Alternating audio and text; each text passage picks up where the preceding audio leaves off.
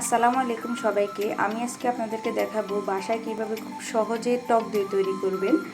অনেকেরই দই জমতে চায় না, দই পানি পানি হয়ে যায়। আশা করি আমার রেসিপিটা ফলো করলে পারফেক্টলি একটা দই বসাতে পারবেন। পুরোপুরি ভিডিওটা দেখার জন্য অনুরোধ রইল।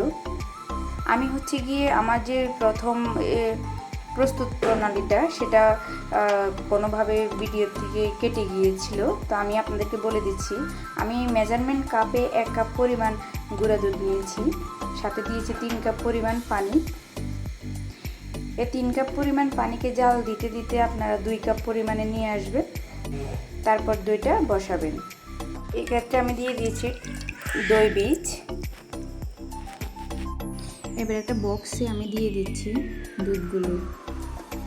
তারপরে ভালোভাবে গরম একটা জায়গা রাখতে হবে, ভালোভাবে ঢাকনা দিতে হবে যেন কোনোভাবে বাতাস না ঢোকে, সেদিকে খেয়াল রাখতে হবে।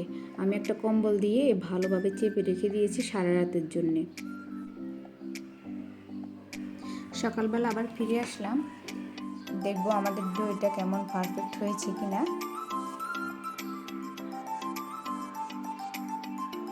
মাশাআল্লাহ, এত সুন্দরভাবে বসছে, আপনারা নিজেই দেখতে পাচ্ছেন, কোনোভাবে নড়ছে না, এত নাড়তেছি যেও। আপনারা আমার ভিডিওটা সম্পূর্ণ ফলো করবেন, আপনাদের দইটা পারফেক্টলি হবে।